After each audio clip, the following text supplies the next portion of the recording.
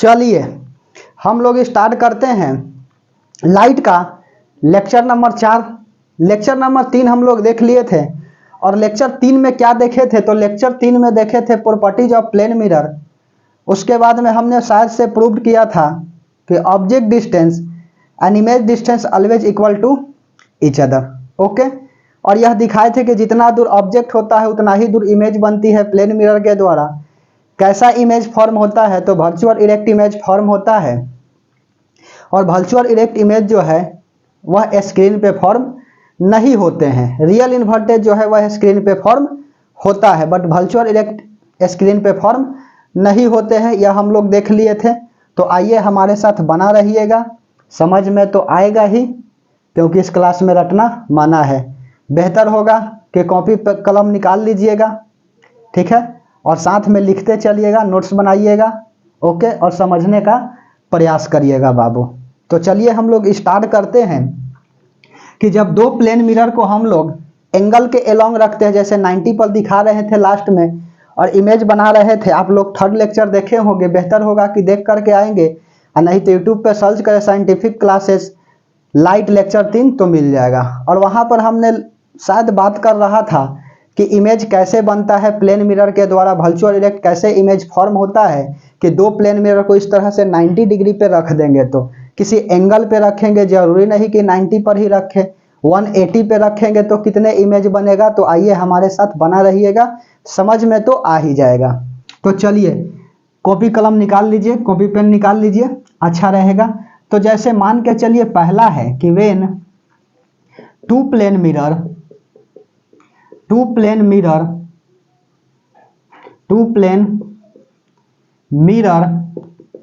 kept along parallel to each other।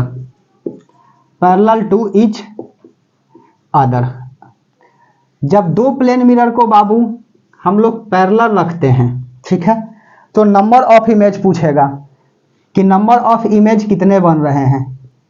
Number of image क्या होगा, जैसे ध्यान से देखिए, यह आपका प्लेन मिरर है, ठीक है, और यहां से हमने क्या कर दिया, पॉलिश कर दिया। यह पॉलिश किसका होता है, तो जिंक का नहीं तो सिल्वर का लेप चढ़ा करके ब्लैक कलर कर दिया जाता है। फिर उसके जस्ट पैरेलल हमने दूसरा मिरर लिया और इसको भी रख दिया एक दूसरे के पैरेलल, और बीच में हमने क्या किया है, ऑब्जेक्ट को रख दिया। ऑब्जेक्ट, या आप भी खड़ा हो जाइए या उसे खड़ा कर दीजिए, कोई दिक्कत नहीं है। यहां से ऑब्जेक्ट मान लेता हूं कि x डिस्टेंस दूर रखे हैं और यहां से भी x डिस्टेंस हो जाएगा, कोई दिक्कत। बीच में हमने मान लिया ऑब्जेक्ट को रखे हैं। तो बाबू सवाल पूछता है कि प्रिंसिपल एक्सिस को बढ़ा दिए कि हाउ मैनी इमेज फॉर्म, इस ऑब्जेक्ट का जो है, ऑब्जेक्ट का इमेज कितने फॉर्म होंगे।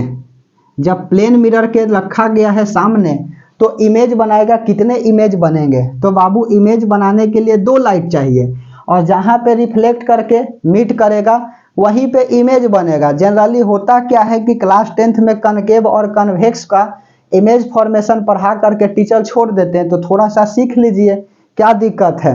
चलिए तो क्या करेंगे, इमेज बनाने के लिए दो लाइट को निकालेंगे, पहला बात। और यह भी पढ़े हैं कि जितना दूर ऑब्जेक्ट होता है उतना ही दूर इमेज बनता है बाबू। तो यह ऑब्जेक्ट है x डिस्टेंस दूर, तो इसका इमेज इस मिरर के लिए इसको m1 बोल देता हूं और इसको मिरर 2 बोल देता हूं।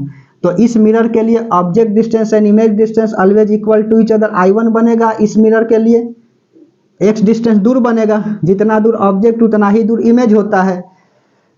यदि इसमें प्रॉब्लम है तो हमारा थर्ड लेक्चर देख करके आए, इसको मैंने प्रूव किया है। और यहाँ पे यह M2 के लिए यह ऑब्जेक्ट का इमेज यहाँ पर बनेगा I2, कोई दिक्कत, जितना दूर ऑब्जेक्ट तो उतना ही दूर इमेज होगा। अब थोड़ा सा देखो, इस मिरर को थोड़ा सा सपोज करिए कि नहीं है, सपोज, तो I1 जो इसका इमेज है इस मिरर के लिए ऑब्जेक्ट बन जाएगा ना। इसको यदि ऑब्जेक्ट बना देते हैं तो इस मिरर के लिए ऑब्जेक्ट बन गया ना, तो इसका भी इमेज उधर बनाएगा। तो कितना बनाएगा, यह I1 I2, तो यहां पर बना दिया I3, कोई दिक्कत, कितना दूर होगा, तो x distance x distance x distance, यह मिरर से कितना दूर है, 1 2 3, तो यहाँ से यह 3x डिस्टेंस दूर हो जाएगा ना। सैलून में जाते हैं ना बाबू, तो एक सामने मिरर लगा होता है आपका, एक पीछे मिरर लगा होता है, और इमेज इनफिनाइट बनते हैं। तो देखिएगा कैसे इमेज इनफिनाइट बनेगा, मैं साबित करके दिखा रहा हूं, कोई दिक्कत। अच्छा, उसके बाद में इस ऑब्जेक्ट को देखो, इस मिरर के लिए, इस ऑब्जेक्ट को देखो, इस मिरर के लिए क्या हो जाएगा, यह इमेज जो है इस मिरर के लिए क्या बन जाएगा, ऑब्जेक्ट बन जाएगा ना। तो ऑब्जेक्ट बन जाएगा तो यहां भी इमेज फॉर्म करेगा, तो I2 I3, तो यहां पर इमेज बनेगा I4। कोई दिक्कत, कितना डिस्टेंस दूर है बाबू, तो x x x, मिरर से यह कितना दूर है, तो 1 2 3, 3x के बराबर है। और ठीक उसी तरह से अब देखो I4 इसके लिए ऑब्जेक्ट बन जाएगा, और I3 इसके लिए ऑब्जेक्ट बन जाएगा, और बढ़ाते जाएंगे तो इनफिनाइट तक यह जाएगा।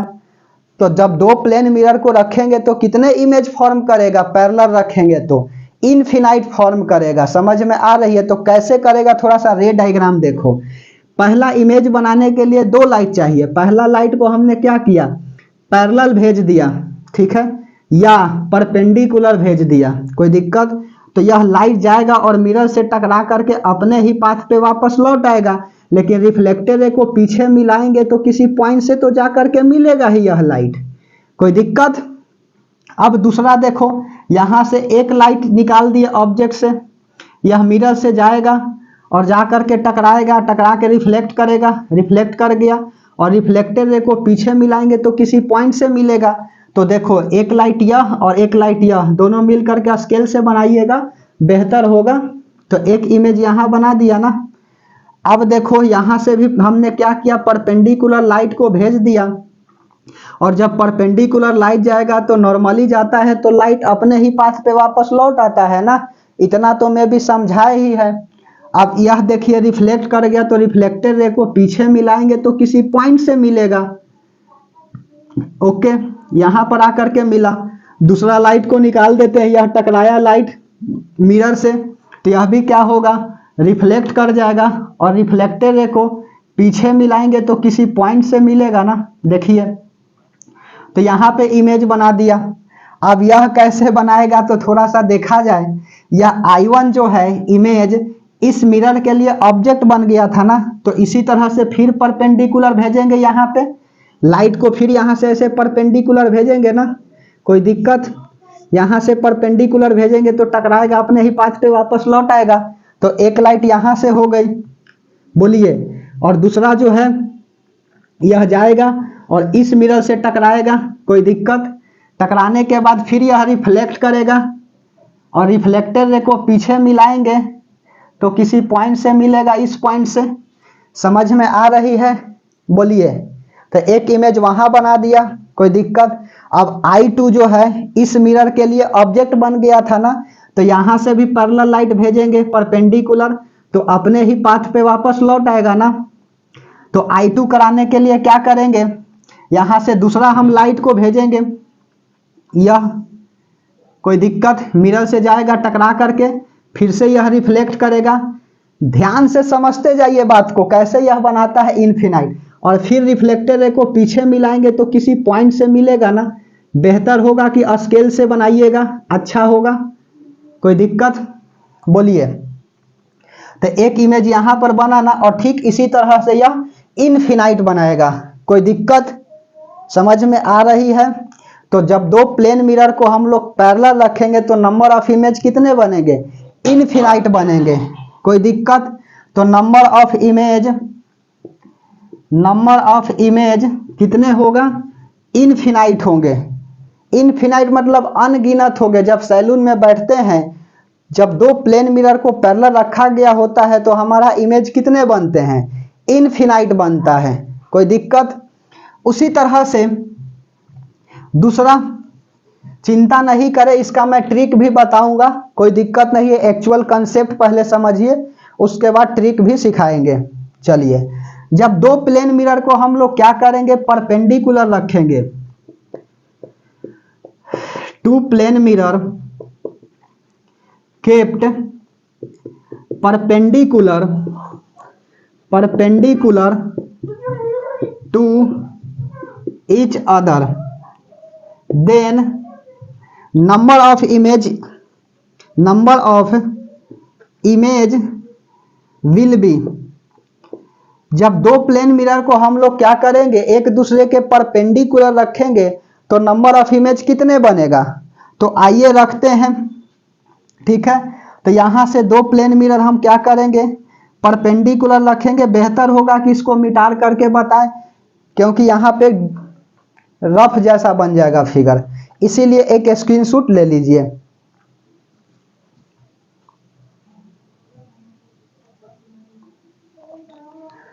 चलिए बाबू, आशा करते हैं कि स्क्रीनशॉट ले लिए होंगे। कोई दिक्कत होगा तो कमेंट करिएगा, यदि समझ गए यह फिगर को तो कमेंट में दिल भेजिए। चलिए मिटार दें।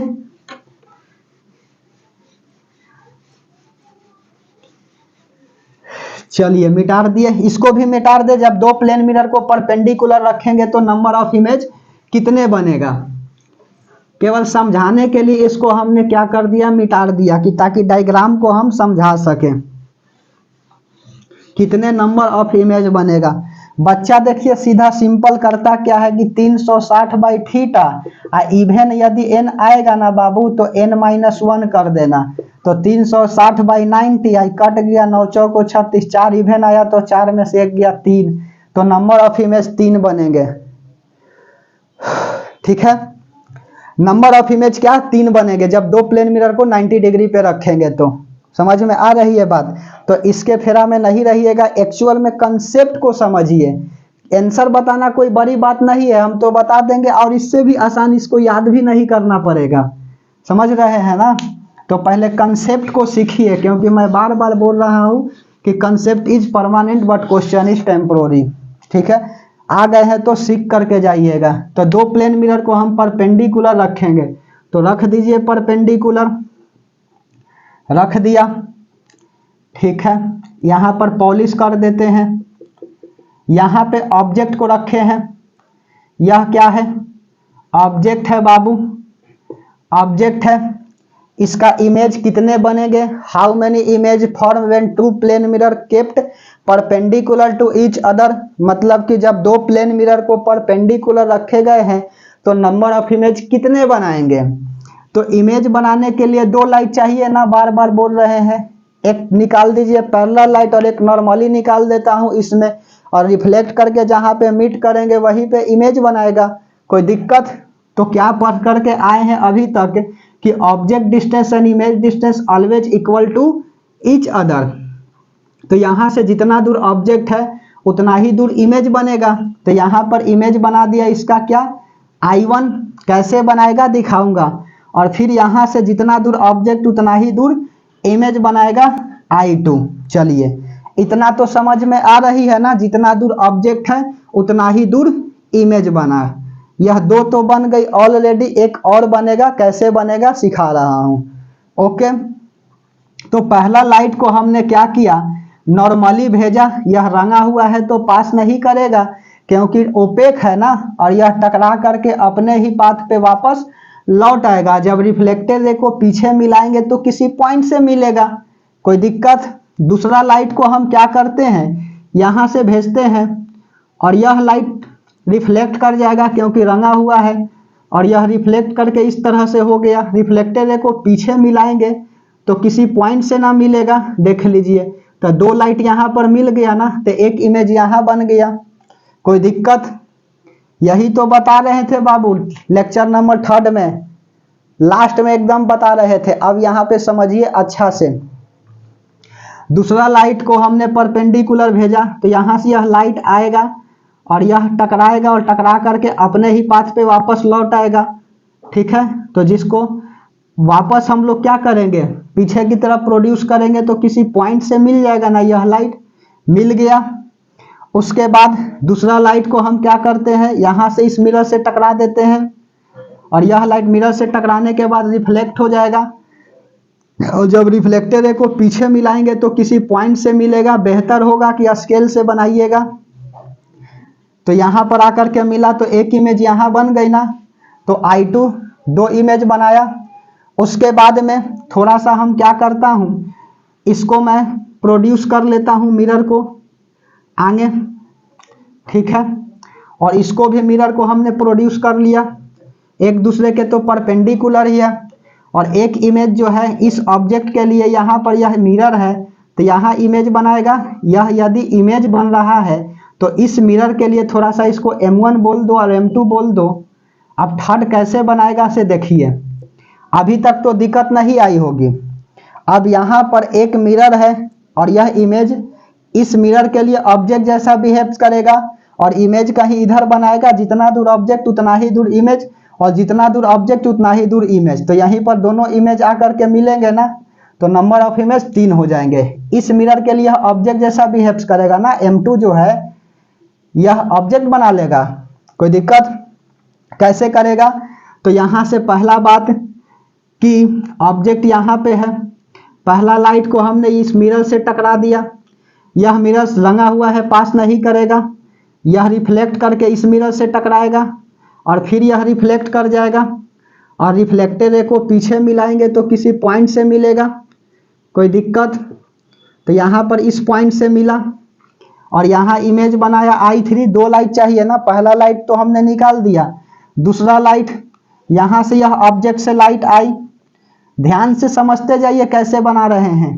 यह क्या करेगा, रिफ्लेक्ट करेगा और रिफ्लेक्ट करके इस मिरर से टकराएगा और टकराने के बाद फिर यहाँ पे रंगा हुआ है, यह भी रिफ्लेक्ट कर जाएगा और रिफ्लेक्टेड रे को पीछे मिलाएंगे तो किसी पॉइंट से मिलेगा ना।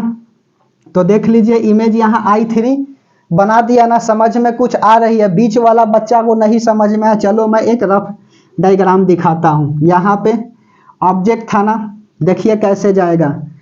पहला लाइट जो है यह मिरर से टकराया, टकराने के बाद रिफ्लेक्ट किया, इस मिरर से टकराई, टकराने के बाद फिर से यह रिफ्लेक्ट किया। याद आ रही है बाबू कि जब 2 प्लेन मिरर को लास्ट में हम कराए थे ना लेक्चर 3 में, कि परपेंडिकुलर रखते हैं तो दोनों एक दूसरे के क्या हो जाते हैं, एंटी पैरेलल हो जाते हैं। समझ में आ रही है? अगर दिक्कत है तो YouTube पे सर्च करें साइंटिफिक क्लासेज और उसे देख करके आए। देखिए एंटी पैरेलल हो गया, प्रॉपर्टीज ऑफ प्लेन मिरर में करा रखे हैं, वही तो यहाँ कर रहे हैं। अब देखो पीछे की तरफ क्या किए, इसको प्रोड्यूस किए तो इस पॉइंट से आकर के मिला। दूसरा लाइट को हम लोग क्या करते हैं, ऑब्जेक्ट यहाँ था ना, यहाँ से यह टकराया, इंसिडेंट लाइट रंगा हुआ है मिरर, वापस लाइट नहीं जाएगा, इससे रिफ्लेक्ट करेगा, रिफ्लेक्ट करके इस मिरर से टकराएगा, कोई दिक्कत। और टकराने के बाद यह भी क्या हो जाएगा, रिफ्लेक्ट कर जाएगा और रिफ्लेक्टेड रे को पीछे मिलाएंगे तो किसी पॉइंट से क्या करेगा, मिलेगा। स्केल से बनाइएगा बेहतर होगा। समझ में आ रही है? तो यहाँ पे इमेज बनाया, देख लीजिए, और यही काम तो किए हैं। तो नंबर ऑफ इमेज कितने बना, तो नंबर ऑफ इमेज जो है इसमें 3 बना, नंबर ऑफ इमेज 3 बना। लेकिन सवाल उठता है कि कितना को आप ऐसे लेकर के चलिएगा, कितना डायग्राम बनाइएगा। थर्ड हम बोल दिए बाबू कि मान के चलो यह मिरर है और यह दूसरा मिरर है और इसको बेस लाइन बना दिया, यह वाला एंगल 30 है और यह वाला एंगल भी 30 है और यहाँ पे ऑब्जेक्ट रखा गया है। हाउ मैनी इमेज फॉर्म, कितने इमेज फॉर्म होगा, तो क्या करेंगे, तो एक कंसेप्ट को हमारे साथ आइए सीख जाइए, सभी पे लागू होगा। हाउ मैनी इमेज फॉर्म, कितने इमेज जो है वह फॉर्म हो गए, कितने इमेज फॉर्म हो गए। तो कुछ नहीं करना है, एक सर्कुलर कंसेप्ट होता है और वह सर्कुलर कंसेप्ट को हम लोग क्या करेंगे, क्लास 12th में देखेंगे इन डिटेल। अभी इसका शॉर्टकट बता दें, चलिए। तो शॉर्टकट क्या कहता है, हमारे साथ बना रहिएगा। तो यह 2 मिरर है, इसको M1 है बोल दिए, इसको M2 बोल दिया, कोई दिक्कत। तो यहाँ से सिंपल लिख दीजिएगा M1 और यहाँ लिख दीजिएगा M2। मैं भी कि ऐसे तो लिखने आता ही होगा और नहीं तो सीख लीजिएगा। तो यहाँ 30 है तो यहाँ पर भी 30 लिखा और यहाँ पर भी 30 लिखा। 30 और 30 को जोड़ने के लिए तो सीख गए होंगे, तो 60 डिग्री, कोई दिक्कत। यह 30 है तो यहाँ पर भी यह 30 लाइए और उसके बाद में यहाँ 30 है तो यहाँ पर भी 30 लाइए, कोई दिक्कत? और फिर इस तरह से आगे इसको बढ़ा दीजिए। ऊपर बनाए क्या बनाते हैं ऊपर, इसको मिटार दें। चलिए इसको मिटार देता हूं, समझ में आएगा ताकि, इसीलिए तो देखिए 30 डिग्री पर रखा गया है। कैसे? तो यहां पर लिखिएगा M1, यहां लिखिएगा M2, इस तरह से बनाइएगा। M1 30 है, M2 भी 30 है, 30 और 30 जोड़ेंगे तो 60 हो जाएगा ना। ये ट्रिकी मेथड है बाबू, और क्यों हो रहा है इस पर डिटेल करेंगे क्लास 12th में। हमारे साथ बना रहिएगा, मैं सब कुछ बताऊंगा। यह 30 और 30 60, तो यह 30 और 60 को ऐड करेंगे तो 90 हो जाएगा ना। 30 और 60 ऐड करेंगे तो 90, और फिर 90 और 60 ऐड करेंगे, 60 और 90 यह दोनों को ऐड किया जाता है, तो यह भी 90। कोई दिक्कत? फिर इस तरह से आगे बढ़ाएंगे, यह 60 है तो यहाँ पर यह एंगल भी 60 हो जाएगा। 90 और 60 जोड़ेंगे तो 150 ना होगा, और फिर यहाँ पर 90 60 जोड़ेंगे तो 150।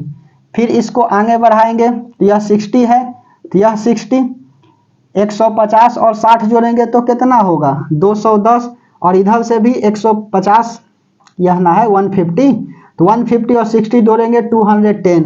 180 से बाबू क्या हो गया, ज्यादा हो गया। तो मालूम है ना कि 180 यदि हम पैरेलल रख रहे थे इस तरह से 180 डिग्री पर, पैरेलल लाइन क्या करता है 180 का एंगल बनाता है ना। इतना तो पढ़वे किए होंगे कि यह 180 का होता है एक दूसरे के पैरेलल, तो इनफिनाइट बनते। 180 से ज्यादा हो गया काट दो, कोई दिक्कत? 180 से ज्यादा हो जाएगा काट देंगे।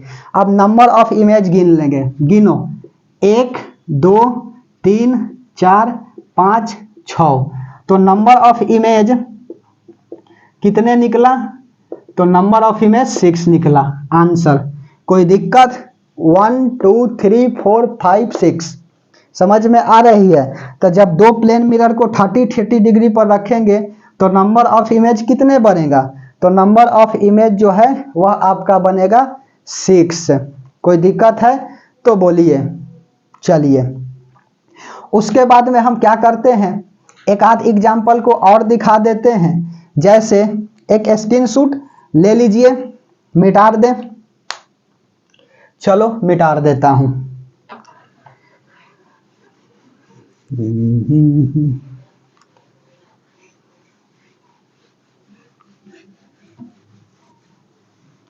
चलिए उसके बाद में सेकंड हम एग्जाम्पल ले लेते हैं। इसका कोई कोई फार्मूला भी बताता है, मैं भी लिख दूंगा। हम नहीं समझते हैं कि फार्मूला बेस्ट होता है इसको बनाने के लिए। कंसेप्ट को पकड़िए और उसके बाद बना के रख दीजिए। जरूरी नहीं बाबू कि परीक्षा में फार्मूला याद ही रहे, लेकिन ये कंसेप्ट जरूर याद रहेगा।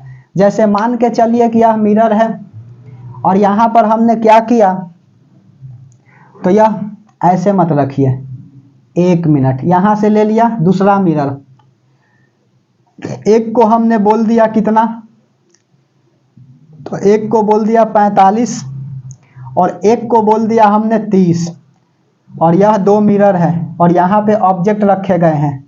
तो पूछ देगा कि नंबर ऑफ इमेज बताओ, नंबर ऑफ इमेज बताओ। तो 45 और 30 कितना होगा 75।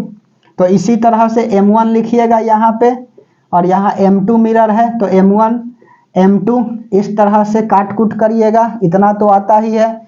M1 का वैल्यू मान लो यहाँ 30 और यहाँ पर 45, ये दोनों को ऐड करेंगे तो कितना होगा 75 ना। 75 और 30 ऐड करेंगे तो कितना होगा, तो 75 और 30 ऐड करेंगे तो हमारे ख्याल से 105 होगा, और 45 और 75 ऐड करेंगे तो कितना आएगा बताओ बाबू। 45 75 ऐड करेंगे तो 120 ना होगा, इतना तो मैं भी आता होगा। उसके बाद में फिर से आगे बढ़ाएंगे, यह 75 तो यहाँ पर भी 75, इसको ऐड कर दो तो कितना आ जाएगा 120 और 75, तो यह कितना हो जाएगा 195, और उसके बाद में यह कितना होगा 180। अब लो 180 पर ही केस फंसा, बहुत अच्छा क्वेश्चन ले लिए हैं। चलिए तो नंबर ऑफ इमेज को गिना जाए, नंबर ऑफ इमेज, चलिए कितना है 1 2 3 4 5, आई तो 180 से ज़्यादा हो गया इसलिए काउंट नहीं करेंगे। 180 से ज्यादा हो जाएगा हम बोल रहे हैं तो काउंट नहीं करेंगे, 180 रहेगा तो काउंट करेंगे। ठीक है, तो 1 2 3 4 5, तो नंबर ऑफ इमेज कितने आए 5। कोई दिक्कत? अब खेल लीजिएगा अपने से लेकर के। जैसे मान के चलिए सेकंड ले लेता हूं, कौन सा ले ले सेकंड? तो 60 और 30 का ले लें। 60 और 30 का आप खेलिएगा, 60 और 30 90 होता है, ऐसा ना कि 3 इमेज बनाएगा। चलो देखिए लेता हूं मैं कितने इमेज बनते हैं। चलो यहाँ पे इसको मैंने बोल दिया 30 और इसको बोल दिया 60, या इसको 60 इसको 30, जो बोलो। यहाँ पे ऑब्जेक्ट, कोई दिक्कत? तो देखते हैं इमेज कितने बनाता है, देखते हैं इमेज कितने बनाता है। तो यहाँ पर M1, यहाँ पर M2, ठीक है।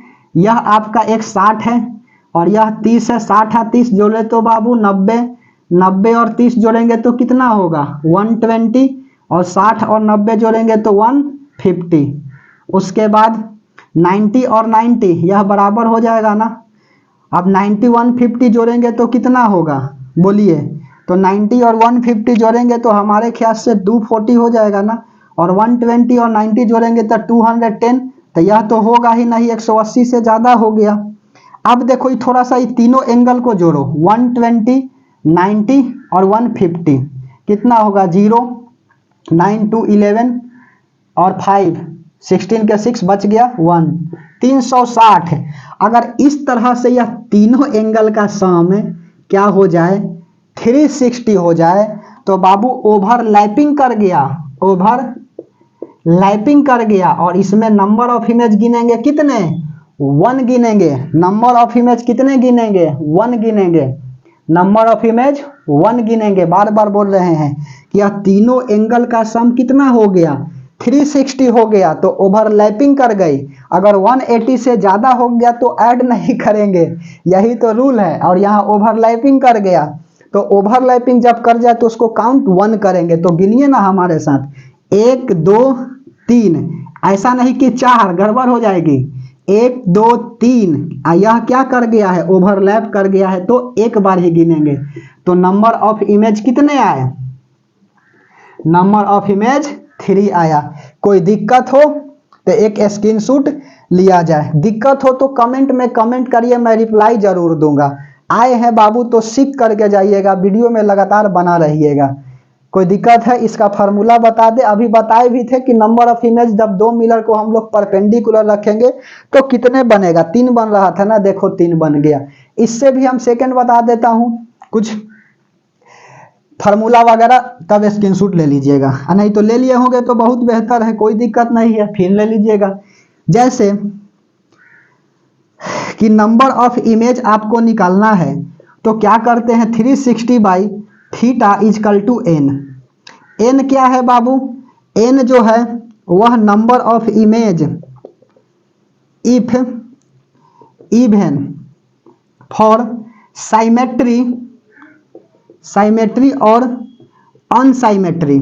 मतलब साइमेट्री हो भी सकता है और नहीं भी हो सकता है। साइमेट्री बोले तो क्या होगा, साइमेट्री बोले तो ऐसे ना, यह 90 है तो यह भी 45, ठीक है, और ऊपर से यह भी 45, इसी को तो साइमेट्री बोलेंगे। और अनसाइमेट्री में यह हो गया 30 और 60। कोई दिक्कत, इतना तो पढ़वे किए होंगे मैथ। तो यह जो है यदि नंबर ऑफ इमेज इवन है, साइमेट्री हो या अनसाइमेट्री हो, तो 360 by theta equal to n, and number of image finally क्या होगा, तो नंबर ऑफ इमेज जो फाइनली होगा n-1 होगा। मतलब एक घटा करके लिखिएगा, n-1 होगा। जैसे यहां पर क्या था 60 और 30 90 था बाबू, तो 360 बाई 90 इजकल टू काटेंगे तो 4, तो n के वैल्यू कितना आया 4, और नंबर ऑफ इमेज कितना होगा, तो नंबर ऑफ इमेज n-1, तो 4 में से 1 जाएगा तो 3। बोलिए 3 ना आया था, तो एक स्क्रीनशॉट ले लीजिए। यहाँ ऑड रहेगा तो क्या होगा साइमेट्री के लिए और अनसाइमेट्री के लिए, एक स्क्रीनशॉट लिया जाए।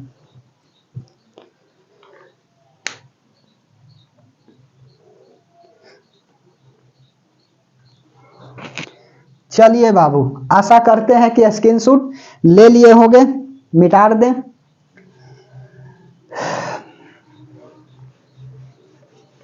लगभग आधा घंटा से इसको हम समझा रहे हैं बाबू, इमेज फॉर्मेशन को प्लेन मिरर का, और सर जी इसको 10th में बताते भी नहीं है। इसीलिए आप कंपेयर कोचिंग से करिएगा 10th में, जहां पर भी पढ़ रहे हैं कि आप ठगा रहे हैं कि ठगे जा रहे हैं, ठीक है, कोई दिक्कत नहीं है। चलिए आगे देखते हैं। सेकंड, इसका यह तो फर्स्ट था नोट में, सेकंड थोड़ा सा देख लीजिए। सेकंड क्या है कि नंबर ऑफ इमेज कैसे निकालेंगे। तो देखो 360 बाई थीटा, नोट करते चलिएगा, equal to n if and, if लिख लीजिएगा, इफ एंड लिख दे चलो, और यदि if n is even, very sorry even तो बता ही, एन इज ऑड, यदि ऑड है तो सिमेट्री के लिए क्या होगा, और उसके बाद में अनसिमेट्री के लिए क्या होगा, सिमेट्री के लिए क्या होगा और अनसिमेट्री के लिए क्या होगा। तो चलिए अनसिमेट्री के लिए n का वैल्यू जो है ना वही नंबर ऑफ इमेज हो जाएंगे, नंबर ऑफ इमेज। और इसमें नंबर ऑफ इमेज कैसे निकालेंगे, तो नंबर ऑफ इमेज इसमें करेंगे n-1, जैसे कि यह मिरर है, सिमेट्री है, यहाँ पर इसको हमने बोला 30 डिग्री, और यहाँ दूसरा भी इसको बोला 30 डिग्री, यह दो मिरर, और यहाँ ऑब्जेक्ट, तो नंबर ऑफ इमेज कितने हो गए, तो n इजकल टू 360 बाई 30 और 30 60, काट देंगे तो कितना आएगा 6, और नंबर ऑफ इमेज हमको निकालना है तो n-1, 6 में से 1 जाएगा 5, तो 5 क्या हुआ, इसका आंसर हुआ।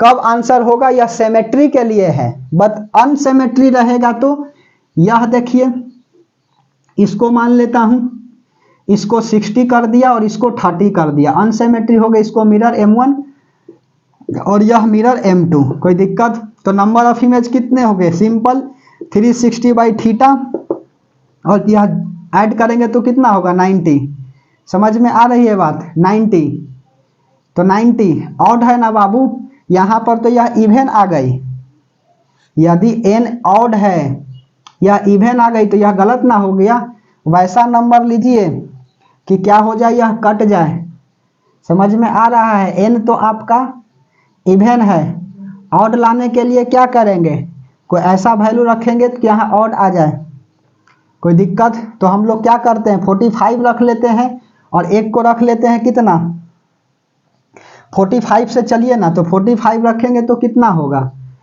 45, और कितना बार में जाएगा 5 6 7 बार में करते हैं, 5 बच गया, 7 चौको 28 और 3 31 315, 8 बार में आएगा ना, तो यह भी तो इवन, यही रहने दीजिए, कोई दिक्कत नहीं। कंसेप्ट मतलब एक्चुअल यही है, समझ में आ रही है, जो बताए हैं उसको फॉलो करिए, इसको मैं फॉलो ना करता हूं, फिर भी किताब में लिखा गया होता है, समझा जाते हैं, ठीक है। 360 बाई थीटा, तो थीटा की वैल्यू कितना 60 और 30 कितना हो जाएगा 90, तो 360 बाई 90, और यह 4 हो जाएगा, लेकिन यह दो प्लेन मिरर को 90 डिग्री पर रखते हैं तो 4 में से एक करते हैं ना, इवन रहने पर तो 3 बनाएगा, कोई दिक्कत।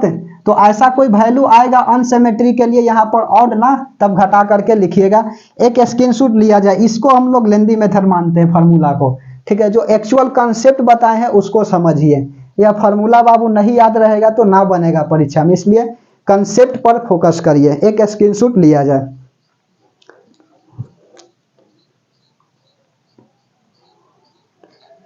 चलिए आशा करते हैं कि स्क्रीनशॉट ले लिए होंगे, मिटा दें, बात समझे ना क्या बोले। यहाँ पे यदि कोई वैल्यू दे देगा किताब में, यहाँ पर कुछ देगा अलग एंगल, और यहाँ आएगा ऑड, यदि सिमेट्री है दोनों बराबर है तो n घटा करके लिखिएगा, कोई दिक्कत। और यहाँ पे 60 और 30, यहाँ पर मान के चलिए अनसिमेट्री है और यहाँ पर भी ऑड आ रहा है, तो ज्यों का त्यों आंसर होगा। यदि मान के चलो काटने के बाद 5 आए, यह ऑड है तो आंसर यही होगा, और यहाँ पर काटने के बाद 5 आए और सिमेट्री है तो 5 में से 1 घटा करके लिखिएगा, कोई दिक्कत। यही तो आपका कहता है फार्मूला, मिटा दे। चलिए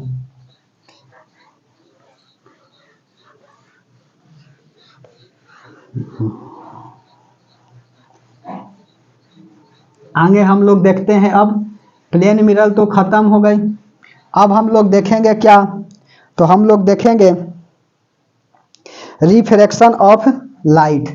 रिफ्रैक्शन ऑफ लाइट को देखेंगे कि रिफ्रैक्शन ऑफ लाइट क्या होता है। उसके बाद में reflection through glass slab, apparent depth, real depth and normal drawn पढ़ेंगे कि बाल्टी में रखा हुआ सिक्का जब पानी भर करके रखते हैं तो उठा हुआ प्रतीत होता है, स्टिक जो है टेढ़ा प्रतीत होता है।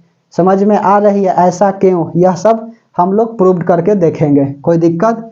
चलिए तो हेडिंग लगाइएगा refraction of light. Refraction of light. Refraction of light क्या होता है? तो रिफ्रैक्शन ऑफ लाइट कहने का तात्पर्य है यह प्रकाश का क्या होता है, अपवर्तन होते हैं। ठीक है, परावर्तन मतलब होता है रिफ्लेक्शन ऑफ लाइट, उसमें था रिफ्लेक्शन ऑफ लाइट, और इसमें क्या है, रिफ्रैक्शन ऑफ लाइट। समझ में आ रही है? तो यह तो करा दिए ना, अब हम लोग देख रहे हैं रिफ्रैक्शन ऑफ लाइट। यह कहता क्या है कि जैसे यह कोई मीडियम हम बना लेता हूं, इसको हमने बोल दिया म्यू, म्यू में नहीं बोलेंगे, सीधा हम बोलते हैं रिफ्रैक्टिव इंडेक्स होता है, आगे कराना है अभी। यह एयर बोल दिया, और एयर का मीडियम को हमने N1 बोल दिया, और यह डेंसर बोल दिया, डेंसर, इसको म्यू2 बोल दिया। बता रहे हैं इसको भी रिफ्रैक्टिव इंडेक्स ही बोला जाता है, N1 बोले या इसी को म्यू1 बोले, और इसको एयर बोल दिया। और यह डेंसर मतलब कुछ भरा होगा, वाटर वाटर होगा, कुछ भी भरा हो सकता है। तो क्या होगा जब लाइट जो है यह नॉर्मली खींच दिए, कोई दिक्कत? यह एयर मीडियम है, यह डेंसर मीडियम है। तो होता क्या है कि लाइट मीडियम के ऊपर डिपेंड करते हैं कि लाइट जो है एक मीडियम से जब दूसरे मीडियम में जाता है तो वह अपने पाथ को चेंज कर देता है, और इसी भटकाव को, रिट्रेस द पाथ, उसी को हम लोग बोलते हैं रिफ्रैक्शन ऑफ लाइट। समझ में आई बात? कि जैसे कि हमने अभी पढ़ाना स्टार्ट किया और कहे कि चलो पढ़ो, और उसके बाद में आप पढ़ रहे हैं, कोई दोस्त आया और कहा कि चलो अब पार्टी करते हैं, तो अपने पाथ से भटक गया ना, इसी भटकाव को हम लोग बोलते हैं रिफ्रैक्शन ऑफ लाइट। लाइट भी यही करता है। देखिए कि यहाँ से लाइट आया, इंसिडेंट लाइट, अब यहाँ पर इसका देखिए यह मीडियम है, तो एक मीडियम से दूसरे मीडियम में जाएगा तो लाइट क्या करेगा, अपने पाथ को टर्न करेगा ना। लाइट की एक्चुअल पाथ क्या थी? लाइट की एक्चुअल पाथ तो यह था, लेकिन यह रिफ्लेक्ट कर गया, और रिफ्लेक्ट करके यह नॉर्मल के तरफ झुक गया। समझ में आ रही है बात? यह रिफ्लेक्ट कर गया, रिफ्लेक्टेड को मिलाओ ऐसे और इसको डार्क कर दो, समझ में आएगी। यह क्या हो गया, रिफ्लेक्टेड रे हो गया, रिफ्लेक्टेड रे। समझ में आ रही है कि इंसिडेंट लाइट जब एयर से डेंसर में जाता है, कुछ भरा हुआ में जाता है, तो अपने पाथ को चेंज कर देता है। देखिए लाइट की पाथ यह था, लेकिन रिफ्लेक्ट कर गया, और किधर झुका, नॉर्मल की तरफ झुका, क्योंकि एयर में छोटे छोटे पार्टिकल कम होते हैं डेंसर के अपेक्षा, इसीलिए लाइट को कम भिड़ना पड़ता है, कम कोलाइड करना पड़ता है। ठीक है, और डेंसर में पार्टिकल ज़्यादा होते हैं वाटर में एयर के अपेक्षा, इसलिए लाइट ज़्यादा कोलाइड करते हैं और नॉर्मल के तरफ झुक जाते हैं। यही तो न्यूटन कार्पोस्कुलर थ्योरी कहता है बाबू कि लाइट का स्पीड डेंसर में ज़्यादा होता है, वाटर में ज़्यादा होती है। ठीक है, जो गलत है आगे आइएगा कराएंगे। ठीक है, न्यूटन कार्पोस्कुलर थ्योरी क्लास 12th में करना है, तो उसको शेयर करने से कोई फायदा नहीं है।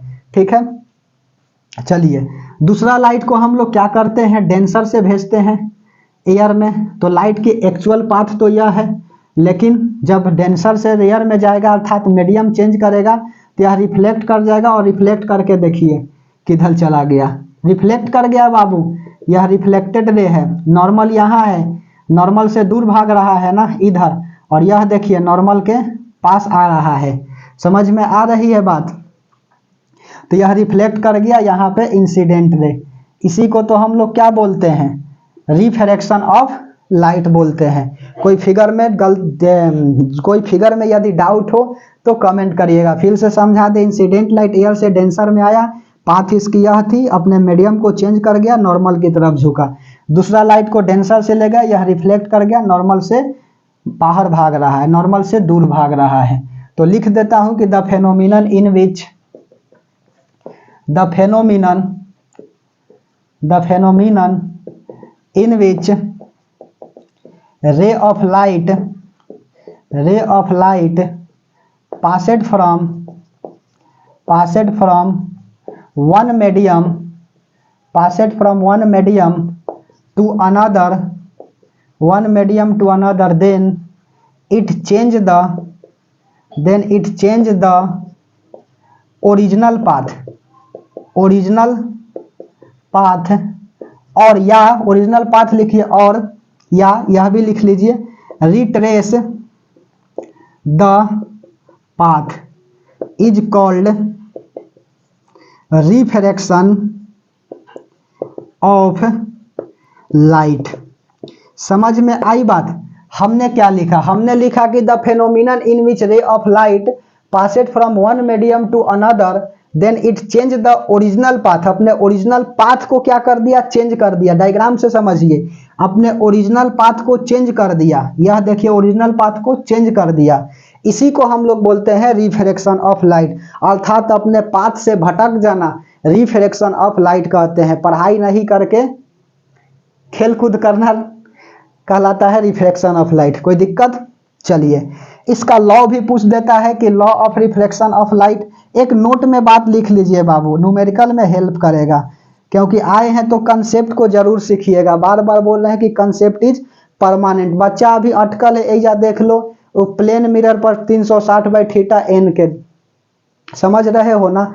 हम तो कहें कि बाबू हम एग्जाम्पल लिए हैं, वहां इवन आ गया तो क्या दिक्कत है? ऑड आएगा, सिमेट्री होगा तो n-1 कर देना। अगर सिमेट्री नहीं होगा, ठीक है, तो आप n को n रहने दीजिएगा ऑड में। इवन में तो कोई दिक्कत ही नहीं है, ऑड n आ रहा था तब ना कोई दिक्कत। तो फार्मूला एक्चुअल हम करा ही दिया, कंसेप्ट भी कराया, इमेज करा करके दिखाया, उस पर तो डाउट नहीं होना चाहिए। यदि फिर भी डाउट है तो कमेंट सेक्शन में कमेंट करिए, फिर से मैं बताऊंगा कोई एग्जाम्पल लेकर के।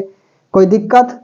और वह एक्चुअल बात बताए, वह जानकारी के लिए मैंने बताया है। बोर्ड में क्वेश्चन वह नहीं आएगा, ठीक है, केवल जानकारी करने के लिए बताया, जानकारी इकट्ठा करने के लिए। समझ में आ रही है? तो चलिए हम लोग देखते हैं, कुछ कुछ गधा होता है। चलिए, तो नोट में लिख देता हूं कि व्हेन इंसिडेंट रे लिखिए, incident ray passed from rarer to denser,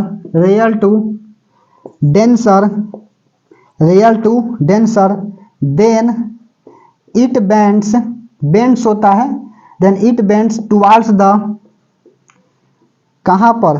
when incident ray passed from rarer to denser, हवा से पानी में जा रहा है बाबू, तो incident ray passed from rarer to denser, then it bends towards the normal, normal के तरफ बेंड्स करता है, टुवार्ड्स द नॉर्मल। एंड पूछ देगा ना कि नॉर्मल की तरफ क्यों जाता है, तो बता देना यहाँ पार्टिकल कम होते, इधर ज्यादा होते हैं। पार्टिकल अपनी तरफ अट्रैक्ट करता है, जिसके चलते यह नॉर्मल की तरफ चले जाते हैं। यहाँ से लाइट जाता है एयर में तो पार्टिकल कम होता है, लाइट को कोलाइड कम करना पड़ता है, जिसके चलते नॉर्मल के दूर भागते हैं। कोई दिक्कत? कंसेप्ट को समझिए। Denser, then it bends towards the normal and ray of light passed from कहां से कहां पास करेगा?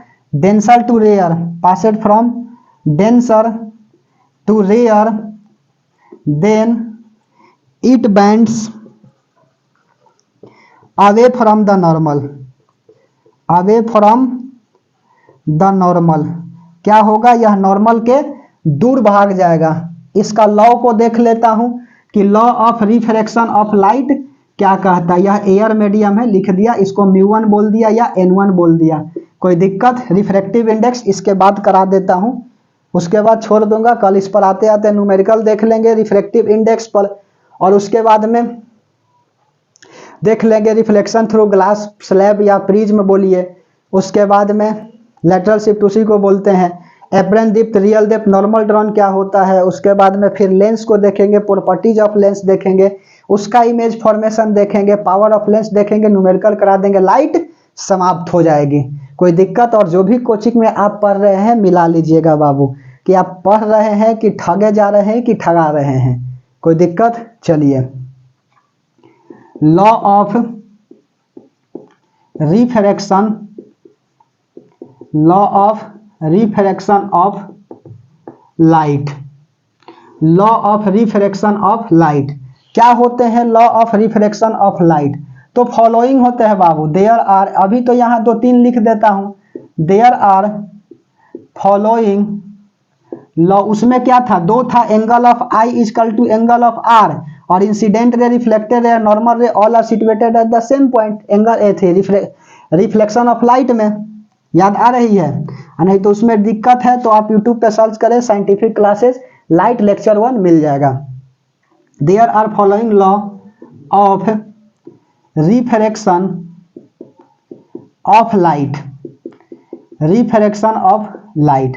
जैसे पहला है कि the frequency and phase constant of light never be change. Frequency बोले तो क्या, लाइट का स्पीड थोड़ी चेंज करेगा बाबू, फेज कांस्टेंट थोड़ी लाइट का स्पीड कभी चेंज करेगा। समझ में आ रही है बात? पूरे यूनिवर्स के लिए, बस मीडियम हम ना बता रहे हैं, मीडियम चेंज करेगा तो लाइट की स्पीड चेंज कर जाएगी। तो फ्रीक्वेंसी 3 × 10⁸ मीटर पर सेकेंड, एक सेकेंड में इतना होता है, F = 1/t होता है ना, इतना तो फ्रीक्वेंसी पढ़ के आइए किए होंगे क्लास 9th में। तो लाइट का फ्रीक्वेंसी और फेज कांस्टेंट वह चेंज नहीं करता है। फेज कांस्टेंट मतलब कि ब्लू लाइट मारेंगे तो पास करके रिफ्लेक्ट करके ब्लू ही पास करेगा, कोई दिक्कत? तो लाइट की कभी फ्रीक्वेंसी और फेज कांस्टेंट चेंज नहीं करता है। तो लिख दीजिए frequency and phase constant, phase constant of light never be changed, कभी नहीं चेंज होगा, नेवर बी चेंज्ड। और सेकेंड लिखेंगे क्या कि incident ray, reflected ray and normal ray all are situated at the same point, इसमें भी है। तो लिख दो सेकेंड नंबर कि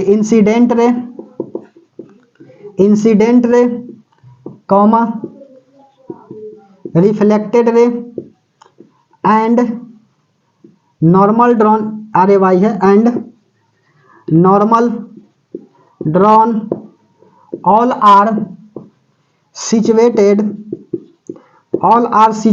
at the same point, all are situated at the same point। एक स्क्रीनशॉट लिया जाए, एक और लिख देता हूं स्नेल्स लॉ, इसी में आते हैं law of refraction of light, एक स्क्रीनशॉट लिया जाए।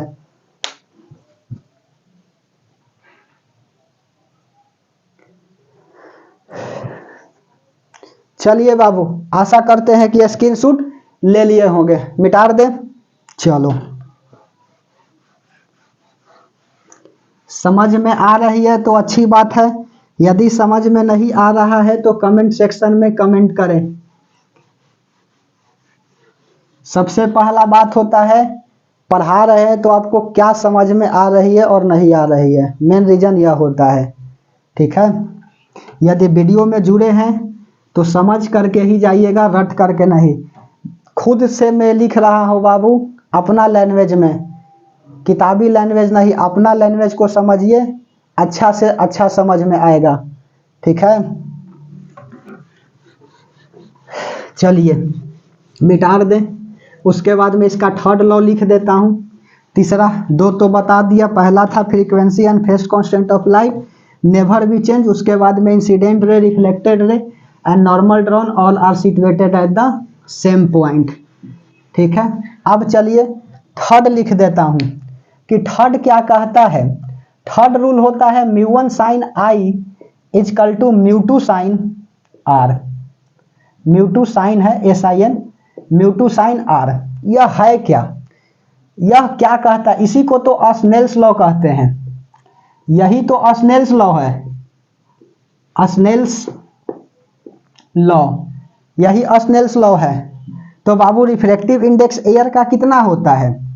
रिफ्रैक्टिव इंडेक्स म्यू क्या है? रिफ्रैक्टिव इंडेक्स है, बता रहा हूं कि रिफ्रैक्टिव इंडेक्स क्या होता है, म्यू।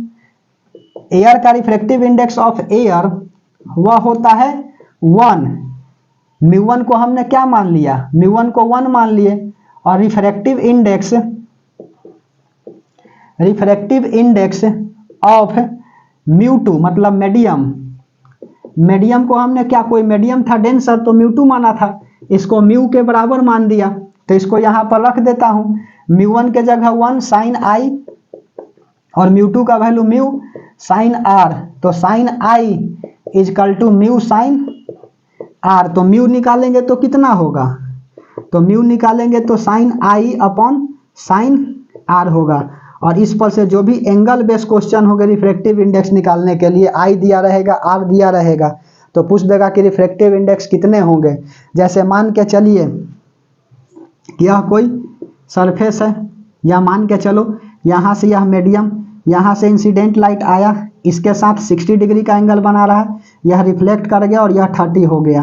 तो पूछ रहा है कि म्यू का वैल्यू बताइए क्या होगा। सिंपल बाबू, कुछ नहीं करना है, म्यू निकालने के लिए क्या करेंगे, साइन इंसिडेंट रे किसके बीच का, नॉर्मल रे और इंसिडेंट रे के बीच का ना एंगल लेंगे आई, तो 60, और आर नॉर्मल रे और यह रिफ्लेक्टेड है ना, इसके बीच का एंगल कितना है, 30 है, तो साइन 30। समझ में आ रही है बात। अब ऐसा ना कि साइन साइन कट जाएगा, गलत हो जाएगी।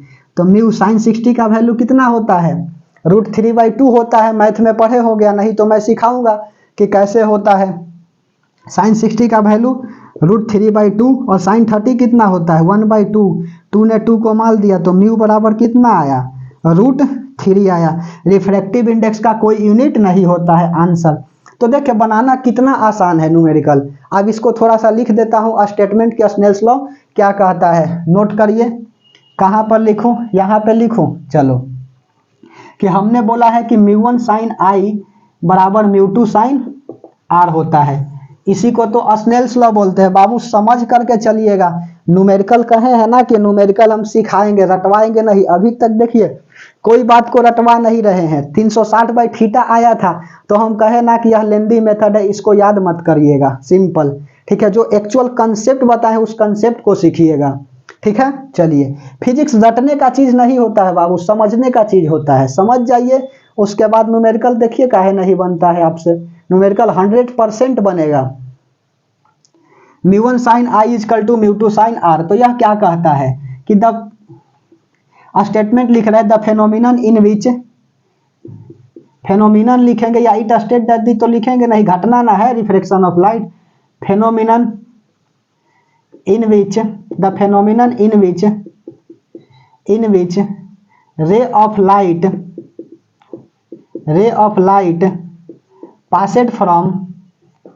passed from rare to denser, then it retraces the path where the product of refractive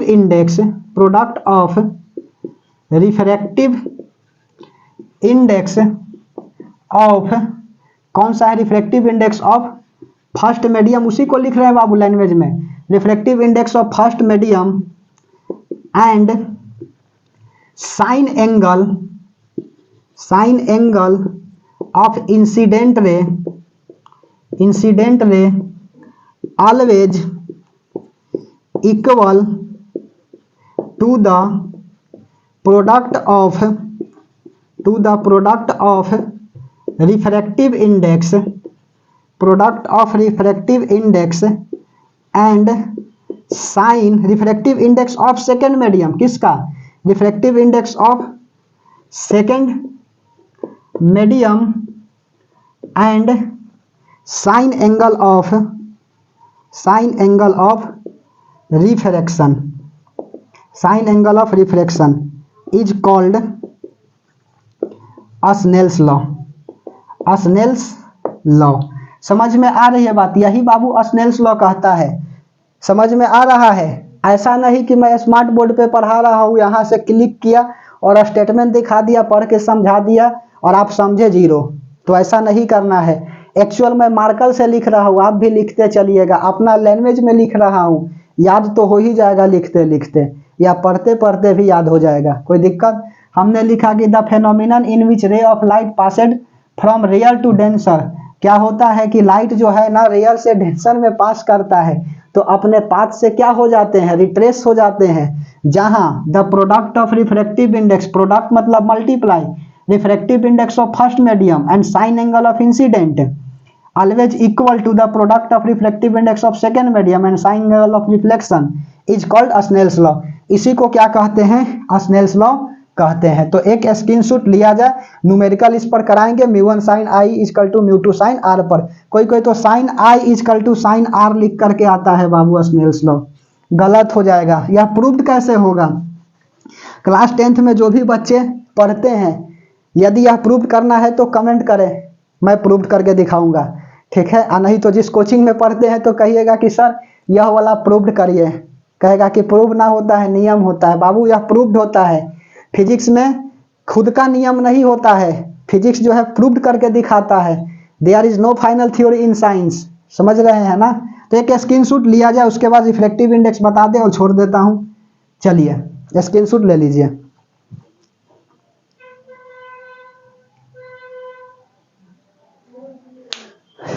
चलिए आशा करते हैं कि स्क्रीनशॉट ले लिए होंगे। अब रिफ्रैक्टिव इंडेक्स बता दें, क्योंकि इसमें रिफ्रैक्टिव इंडेक्स आया है, तो देख लेते हैं कि रिफ्रैक्टिव इंडेक्स क्या होता है। उसके बाद लेक्चर नंबर 5 में देखेंगे इसका न्यूमेरिकल। उसके बाद में refraction through glass slab, normal depth and real depth, यह पार्ट खत्म हो जाएगा और फिर लेंस पर हम लोग चले जाएंगे लेक्चर नंबर 6 में। फिर उसके बाद में लेंस खत्म कर देंगे 6 में, और 7th में कुछ बच जाएगा लेंस में, फिर न्यूमेरिकल करा देंगे, पावर ऑफ लेंस। मतलब 7 से 8 लेक्चर इस पर चलेगा बाबू। यह लेक्चर नंबर 4 है। और लाइट में किसी तरह से डाउट नहीं रहेगा। यदि क्वेश्चन लाइट से किसी भी तरह से पूछेगा बोर्ड में तो हमारा पढ़ाया हुआ रहेगा। ओके, चलिए रिफ्रैक्टिव इंडेक्स, हेडिंग लगाइए रिफ्रैक्टिव इंडेक्स। रिफ्रैक्टिव इंडेक्स क्या होता है, तो रिफ्रैक्टिव इंडेक्स होता है कि the speed of light in free space to the speed of light in medium is called refractive index. मतलब कि लाइट का स्पीड फ्री स्पेस बोले तो एयर में कितना है, और किसी मीडियम में लाइट का स्पीड कितना है, उस दोनों के रेशियो को हम लोग बोलते हैं रिफ्रैक्टिव इंडेक्स। एक्चुअल में हम लोग क्या कर रहे हैं, लाइट से कंपेयर कर लिए ना, अच्छी बात है। तो रिफ्रैक्टिव इंडेक्स क्या होता है, speed of light in free space to the speed of light in medium is called refractive index. It is denoted by mu और एन। एन बराबर क्या होता है, सी बाई भी होता है। ये देखिए ना हमारे साथ क्या लिख रहे हैं कि the ratio of speed of light in free space, speed of light in free space to the, या एयर लिखिए इस फ्री स्पेस, या इसी को एयर बोल दो। The ratio of speed of light in free space to the speed of light in medium, to the speed of light in medium is called refractive index, is called refractive index. It is denoted by mu, इसको mu पढ़ते हैं, या N, किताब में N से denote करता है इसलिए मैं लिख दिया। तो रिफ्रैक्टिव इंडेक्स बराबर क्या होता है, refractive index is equal to speed of light in air या फ्री स्पेस, कोई मीडियम नहीं है तो फ्री स्पेस बोला, upon speed of light in medium. Medium बोले तो वाटर मान ले, और देखते हैं वाटर में रिफ्रैक्टिव इंडेक्स कितना आता है कंपेयर करके। इसको म्यू बोल दिया, स्पीड ऑफ लाइट सी बोल दिया, और इसको भी बोल दिया। यह फार्मूला बन गया ना कि mu equal to c by भी। तो बाबू speed of light in air में लाइट का स्पीड कितना होता है, 3 × 10⁸ मीटर पर सेकेंड, और speed of light in water कितना होता है, 2.25 × 10⁸ मीटर पर सेकेंड, 8 है, 10⁸ मीटर पर सेकेंड। तो देखता हूं कि वाटर में रिफ्रैक्टिव इंडेक्स कितना होता है और एयर में कितना होता है, प्रूव करके रटना नहीं है। तो mu equal to c by v, यह एयर में लाइट ना है स्पीड, और यह क्या है, मीडियम का है। कोई दिक्कत? तो एयर में लाइट 3 × 10⁸, और इसका 2.25 × 10⁸, यह तो कट गया। तो कितना है, 3/2.25, पॉइंट हटाएंगे तो ऊपर 100 चढ़ जाएगा ना, और इसको काट देंगे 25 से, तो 25 से काटेंगे तो कितना बार में जाएगा, 12 बार में ना, और यह जाएगा 10 बार में। काटेंगे तो कितना आएगा, अच्छा से काटिए।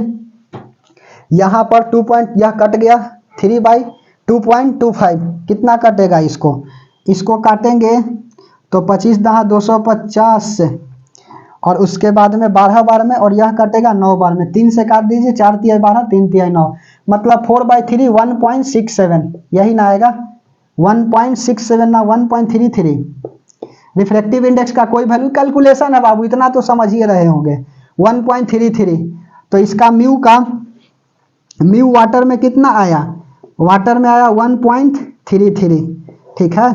उसी तरह से म्यू का ग्लास में करिएगा तो कितना आएगा, ग्लास शीशा, तो यहाँ से 3/2 1.5 आएगा। और इसी तरह से बाबू आप, यह सब इंपॉर्टेंट है, ऑब्जेक्टिव में पूछ देगा, पता नहीं किस रूप में क्वेश्चन आ जाएंगे, ठीक है, इसलिए नोट करते चलिएगा। अच्छा, एयर का थोड़ा सा निकालो, सेकेंड एग्जाम्पल, म्यू एयर का, तो C/V होता है, यह एयर है, और एयर में से, एयर में ही लाइट है बाबू, समझ रहे हैं, एयर में लाइट जा रही है, और मीडियम भी उसका एयर ही है, इसीलिए हम सेकेंड को भी एयर ही बोल दिया। तो यह कितना हो जाएगा, 3 × 10⁸ अपॉन 3 × 10⁸, कट जाएगा ना, तो 1 आएगा ना, बोलिए। तो यहाँ पर यह फर्स्ट नंबर, यह सेकेंड नंबर, और यहाँ थर्ड नोट्स कर लीजिए कि म्यू एयर कितना आया, 1 आया। रिफ्रैक्टिव इंडेक्स का कोई यूनिट नहीं होता है। तो एक स्क्रीनशॉट लीजिए, इस पर एक न्यूमेरिकल को दिखा देता हूं जाते जाते, तो एक स्क्रीनशॉट ले लीजिए, एक प्रॉब्लम को दिखा दे रहे हैं, ठीक है, और उसके बाद में हम लोग क्या करेंगे, नेक्स्ट क्लास में करेंगे। एक स्क्रीनशॉट लिया जाए।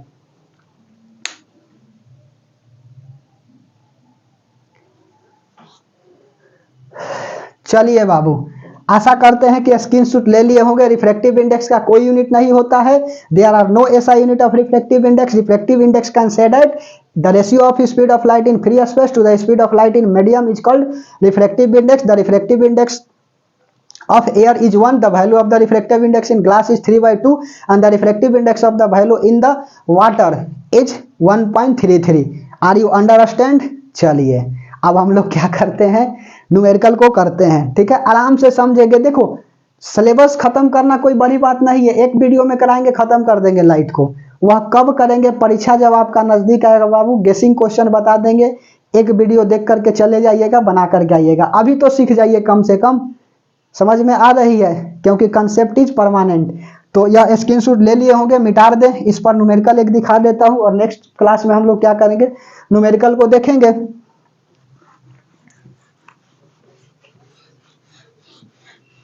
चलिए एक न्यूमेरिकल उठा लेता हूं,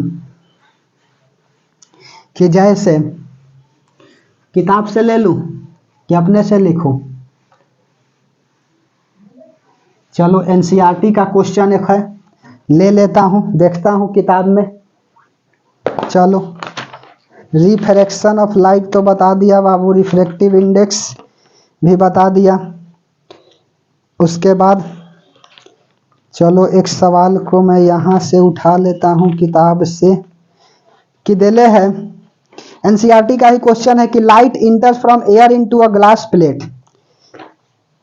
glass plate having refractive index 1.5। देखो अभी बोले थे वही सवाल दे दिया है। क्या कह रहा है कि लाइट इंटर्स, चलो लिख दो क्वेश्चन, लिख देता हूं, 1 minute. Light इंटर्स from air into a glass plate having, glass plate having refractive